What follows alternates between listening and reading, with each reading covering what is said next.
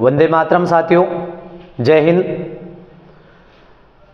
आपके अपने YouTube channel TCG classes पर आपका हार्दिक अभिनंदन है, स्वागत है। दोस्तों, पिछली क्लास में हमने जसत्व व्यंजन संधि को पढ़ा। आज हम एक और महत्वपूर्ण व्यंजन संधि, अनुनासिक व्यंजन संधि पढ़ेंगे। आइए दोस्तों, शुरुआत करते हैं बिना देरी किए। पढ़ेंगे अनुनासिक व्यंजन संधि।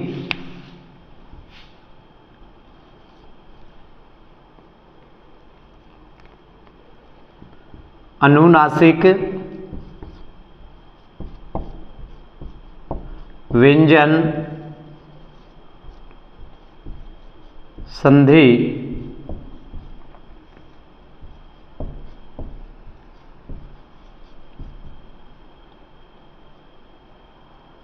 अनुनासिक व्यंजन संधि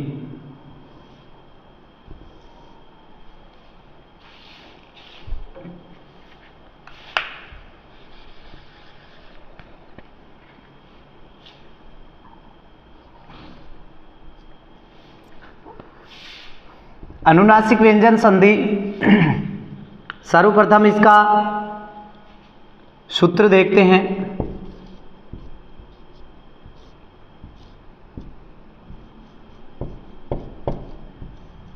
यरो अनुनासिके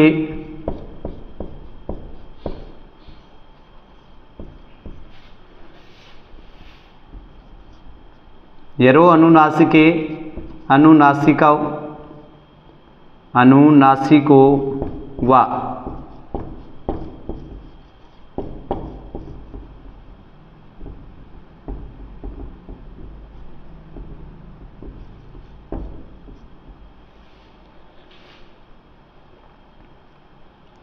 यरो अनुनासिके अनुनासिको वा, ये इसका सूत्र होता है। अब इस सूत्र को हम एक बार समझने का प्रयास करते हैं। यरो अनुनासिके अनुनासिको वा, यानी यर, सबसे पहले हम समझेंगे यर प्रत्याहार, यर व्रण, यर व्रण, और इधर लिखा है अनुनासिक, अनुनासिक।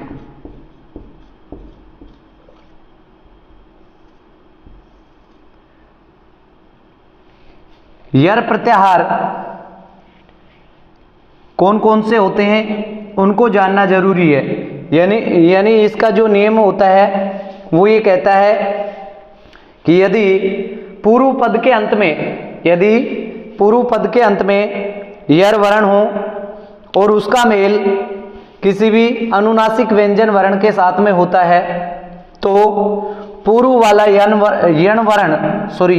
पूर्व वाला यर वर्ण अपने ही वर्ग के पंचम अक्षर यानी अनुनासिक में बदल जाता है। तो यहां पर हमें समझना पड़ेगा यर प्रत्याहार यानी यर वर्ण क्या होते हैं। दोस्तों, यर वर्ण यानी वर्ग का प्रथम वर्ण, किसी भी वर्ग का प्रथम वर्ण, दूसरा वर्ण, तीसरा वर्ण और चौथा वर्ण। इसके अतिरिक्त अंतस्थ व्यंजन वर्ण, अंतस्थ वर्ण और तीनों प्रकार के स यानी उष्म व्यंजन वर्णों में है को छोड़ करके स, तालव्य, स मूर्धन्य और स दंते, ये सारे वर्ण यर प्रत्याहार के अंदर शामिल किए जाते हैं, यर वर्ण कहलाते हैं। इन्हें हम यर वर्ण के नाम से जानते हैं। यानी पहले पद के अंत में वर्ग का पहला, दूसरा, तीसरा या चौथा वर्ण हो, अथवा कोई भी अंतस्थ व्यंजन वर्ण यानी य, र, ल, व, और इसके अतिरिक्त है को छोड़कर कोई भी ऊष्म व्यंजन वर्ण आता है यानी स या स, किसी भी प्रकार का स आता है, तो यर प्रत्याहार, यर वर्ण अपने ही वर्ग के अनुनासिक वर्ण में यानी पंचम वर्ण में बदल जाते हैं। यहां तक समझ में आ गया होगा। देखो, वर्ग का अर्थ हो गया, हमारे पास 5 वर्ग होते हैं, क वर्ग, च वर्ग, ट वर्ग, त वर्ग और प वर्ग। यानी जो स्पर्श व्यंजन वर्ण होते हैं उनको 5 वर्गों में डिवाइड किया था हमने। वर्ण पढ़े थे, वर्णों के प्रकार पढ़े थे, उस समय हमने इस पे बहुत डिटेल चर्चा की थी। अभी मैं यहाँ पे शॉर्ट में तुम्हें बता देता हूं। क वर्ग मीन्स हो गया क के अंदर जितने भी, क की लाइन में जितने भी वर्ण आते हैं वो क वर्ग में शामिल होते हैं, यानी क, ख, ग, घ और अण भी इसमें शामिल होता है, लेकिन यहाँ पे हमें केवल 4 वर्ण चाहिए, पहला, दूसरा, तीसरा, चौथा, यानी पहला हो गया, दूसरा हो गया, तीसरा हो गया और चौथा हो गया। इसी प्रकार से च वर्ग में च वर्ग, इसी प्रकार से ट वर्ग, इसी प्रकार से त वर्ग और प वर्ग। कितने वर्ग हो गए? 5, क, च, ट, त, प। यानी पहला पहला अक्षर है उसको, पूरी लाइन को उस वर्ग के नाम से जानते हैं। यानी क की लाइन है तो क वर्ग, च की लाइन है तो च वर्ग, ट की लाइन है तो ट वर्ग। इस प्रकार से अब यहाँ पे च की लाइन में च हो गया, छ हो गया, ज हो गया और झ हो गया। इसी प्रकार से ट की लाइन में ट हो गया, ठ हो गया, ड हो गया और ढ हो गया। त वर्ग में त, थ, द और ध। प वर्ग में प, फ, ब और भ। सारे व्यंजन वर्ण हैं तो हलंत नीचे लगेगा। यर प्रत्याहार में अभी हम यर प्रत्याहार देख रहे हैं। अनुनासिक व्यंजन संधि पढ़ने के लिए यर प्रत्याहारों को समझना जरूरी है। तो यर वर्ण कौन कौन से होते हैं उनकी चर्चा हम यहाँ पे कर रहे हैं। यानी क की लाइन में 4 अक्षर हो गए, च की लाइन में 4, 4 इसमें, 4 इसमें और 4 इसमें, टोटल मिलाकर के 4 और 5 वर्ग हो गए तो 4 पंजे 20, 20 वर्ण हो गए। क, ख, ग, घ, च, छ, ज, झ, ट, ठ, ड, ढ, त, थ, द, ध, प, फ, ब, भ। ये हो गए। इसके अलावा अंतस्थ व्यंजन वर्ण, अंतस्थ व्यंजन वर्ण 4 होते हैं, य, र, ल और व। इसके अलावा तीनों प्रकार के स यानी स।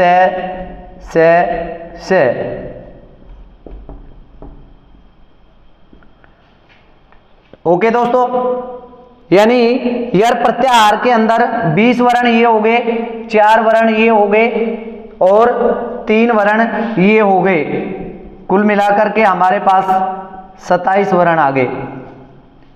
ये 27 वर्ण होते हैं, ये यर वर्ण कहलाते हैं। अनुनासिक वर्ण को भी समझ लेते हैं। अनुनासिक वर्ण यानी प्रत्येक वर्ग का जो पंचम अक्षर होता है, जैसे क की लाइन है, इसका पंचम अक्षर ऋ, ये, च की लाइन में ये हो गया, ट की लाइन में अण हो गया, और तय की लाइन में न हो गया, पै की लाइन में मैं हो गया। इन पांचों को हम अनुनासिक वर्ण कहते हैं। अनुनासिक, अनुनासिक का अर्थ होता है, अनु का अर्थ होता है पीछे और नासिक यानी नाक, नासिका, यानी ऐसे वर्ण जो नाक की मदद से बोले जाते हैं या नाक के पीछे से बोले जाते हैं, उन्हें हम अनुनासिक व्यंजन वर्ण कहते हैं। दोनों चीजें यहां से क्लियर हो गई होंगी।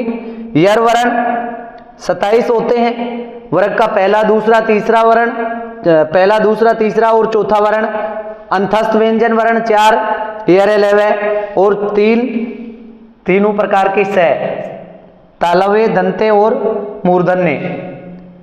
ये वर्ण अपने ही वर्ग के पंचम वर्ण में बदलते हैं। कैसे बदलेंगे वो अब आगे हम देखेंगे।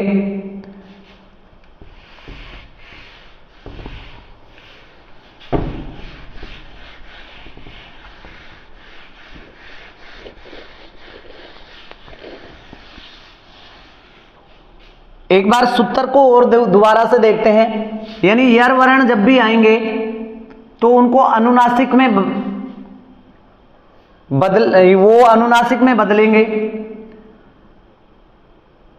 अथवा विकल्प से, यानी पहली बार जब भी आएंगे तो वो अनुनासिक में बदलेंगे, लेकिन दोबारा से आते हैं तो फिर विकल्प से हम उसको अनुनासिक में बदल सकते हैं, नहीं तो नहीं भी बदले। वह मीन्स होता है अथवा। अभी आगे देखेंगे कैसे होता है, एक बार कुछ एग्जाम्पल देखते हैं। चलो इसका नियम लिखते हैं सबसे पहले। नियम,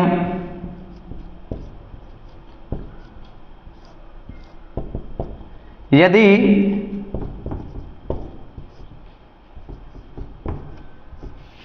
यर वर्णों का मेल, यदि यर वर्णों का मेल, यर वर्ण अभी बताए थे, उनका मेल किसी भी वर्ग के, किसी भी वर्ग के, किसी भी वर्ग के पंचम वर्ण,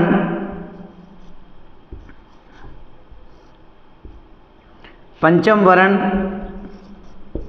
या हम इसको अनुनासिक भी कहते हैं, पंचम वर्ण या अनुनासिक वर्ण, पंचम वर्ण अथवा अनुनासिक वर्ण के साथ हो, के साथ हो तो यर वर्ण, यर वर्ण अपने ही वर्ग के, अपने ही वर्ग के पंचम वर्ण में, पंचम वर्ण में बदल जाते हैं।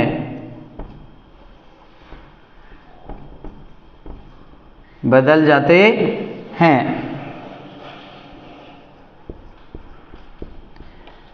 यदि यर वर्णों का मेल किसी भी वर्ग के पंचम वर्ण यानी अनुनासिक वर्ण के साथ में हो जाए तो यर वर्ण अपने ही वर्ग के पंचम वर्ण में बदल जाते हैं। यानी वर्ग का पहला दूसरा तीसरा चौथा वर्ण या अंतस्थ व्यंजन वर्ण या फिर स, इसका मेल किसी भी अनुनासिक व्यंजन वर्ण से यानी प्रत्येक वर्ग का पंचम वर्ण है उससे हो जाता है, तो यर वर्ण यानी पहले वाला जो वर्ण है वो अपने ही वर्ग के, ध्यान रखना है, अपने ही वर्ग के पंचम वर्ण में यानी पांचवें अक्षर में बदल जाते हैं। उदाहरणों के माध्यम से हम समझने का प्रयास करेंगे।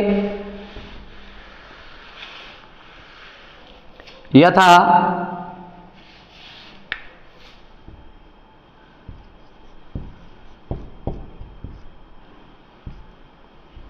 वाक प्लस मई,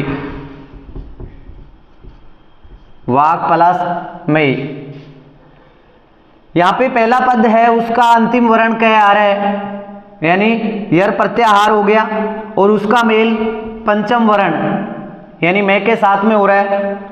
जब भी पहले वर्ण, दूसरा वर्ण, तीसरा, चौथा वर्ण पंचम वर्ण के साथ में मिलेगा तो ये जो पहला वर्ण है ये अपने ही वर्ग के पांचवें वर्ण में बदल जाएगा, यानी क है ये किस में चला जाएगा, इस क वर्ग का पंचम वर्ण ऋण में चला जाएगा।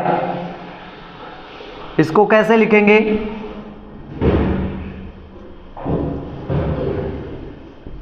वाग्मी, इस प्रकार से लिखेंगे।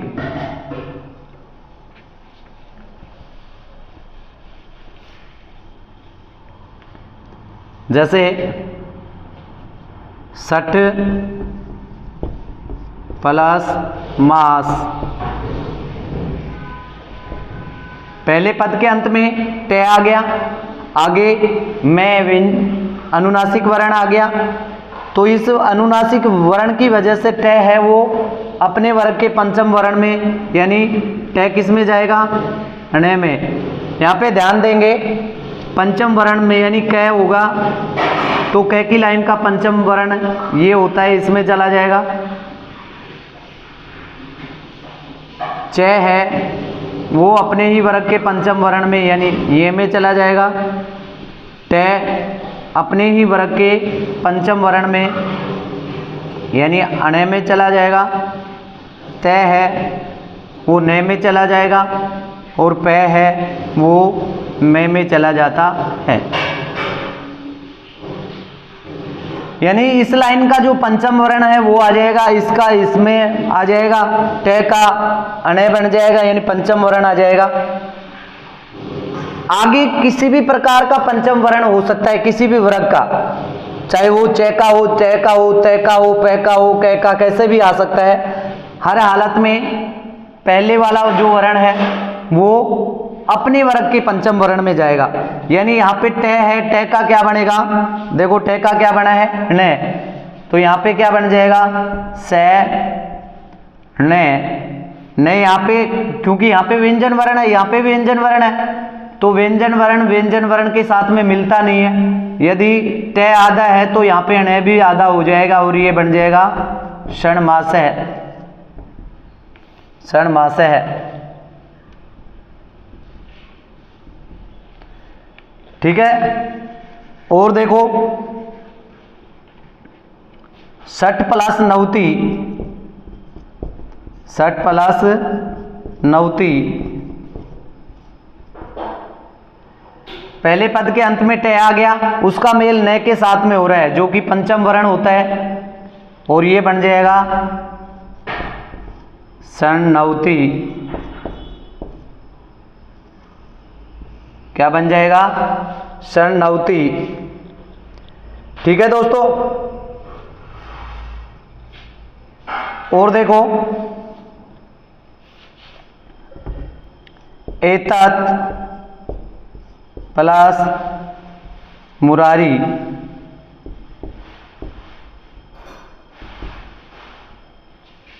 एतत् प्लस मुरारी, यहाँ पहला पद है उसका अंतिम वर्ण आ गया त, और त का मेल किसके साथ में हो गया, मैं के साथ में, तो ये बन जाएगा त का क्या बन जाएगा, न। त किस में बदल जाएगा, न में। एतन मुरारी। दोस्तों जसतु व्यंजन संधि पढ़ते समय हमने देखा था कि त है वो यदि त है उसके आगे मैं आ जाए तो वहां पे त का द भी बनता है।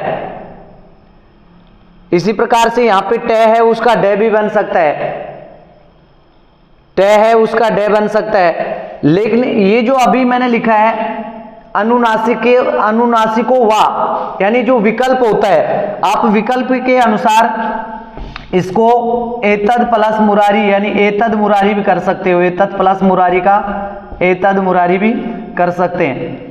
लेकिन हम यहाँ पे अनुनासिक व्यंजन संधि पढ़ रहे हैं। अनुनासिक व्यंजन संधि के अनुसार ये जो तय है वो अपने ही वर्ग के पंचम वर्ण यानी किस में चला जाएगा,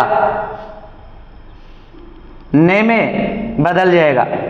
ठीक है, तो ये जो वात लगा है उस सूत्र के अंदर वो इसी को प्रदर्शित करता है। और देखो जैसे जगत प्लस नाथ, जगत प्लस नाथ है, पहले पद के अंत में तय आ गया, आगे नए पंचम वर्ण आ गया, तो तय है वो किस में बदल जाएगा, न में। जगन्नाथ है